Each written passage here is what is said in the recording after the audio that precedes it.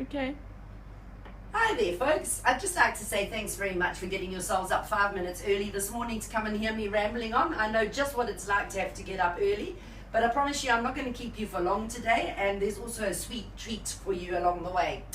As you know, here at Australian Hardware, we take our health and safety very, very seriously, and we're a bit concerned at the moment about the number of manual handling incidents that we're having. So I just wanted to go back to a few basics with you and remind you what you all learned during your inductions. Most of our manual handling accidents occur because you actually twist while you're lifting something, and this causes strain on the back and can put you out of action for quite a while. So what I like to do is show you exactly how a box should be lifted. I'll also refer you to our work intranet, where there's a video called Child's Play, which shows that as we get older, we become lazy and we lift things when we're in a hurry without thinking about our backs. So you all know this, but it's just something that you need reminding.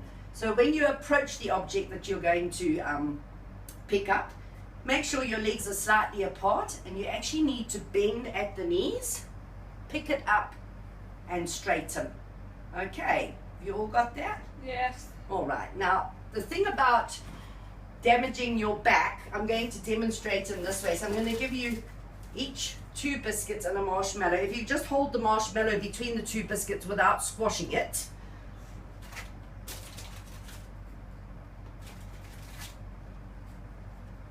Okay, now what I'd like you to do with those biscuits and the marshmallow is pretend that you are lifting correctly in the way that I've just shown you. So in other words, what this represents is the bones in your spine, and the marshmallow represents the soft disc between the bones. Now if you're picking up something correctly, it is simply a matter of pushing straight down. Do that and have a look at your marshmallow. Can you see that there's no twisting or buckling there at all? So it's really good on the disc on your back. Now try and do that and actually twist both biscuits, and you'll see that that is really likely to cause a lot of damage to those discs between the bones in your spine.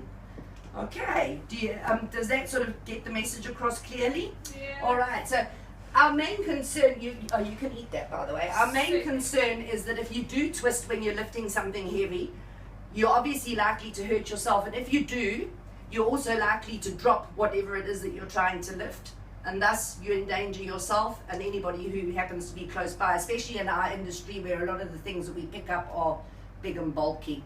All right, so please just have a look on the intranet at that video called Child's Play. Correct yourselves and just realize how lazy we become as human beings. Now, the second point this morning, am I going too fast? Are there any questions at this stage? Abigail, Roxanne, any questions? No? Okay. Right, my second point today is the handling of hazardous materials. Sorry, Yes, I have Roxanne. a question. What happens if there's a customer who's really angry and wants you to get their stuff as fast as you can? I'm sure at the end of the day, no matter how difficult a customer is, they would rather you get it slowly than hurt yourself or hurt someone around you. Okay. Right, as I said, the second part, handling of hazardous materials.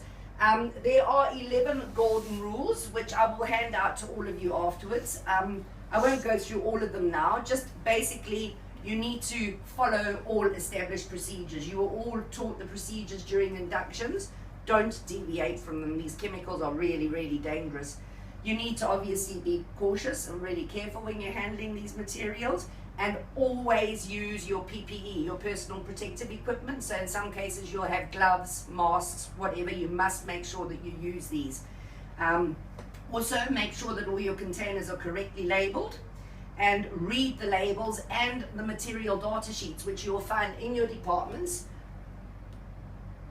This is an example of our hazard identification system. It tells you all about what chemicals are dangerous, how they should be labeled, etc. So make sure that you're familiar with these signs, all right?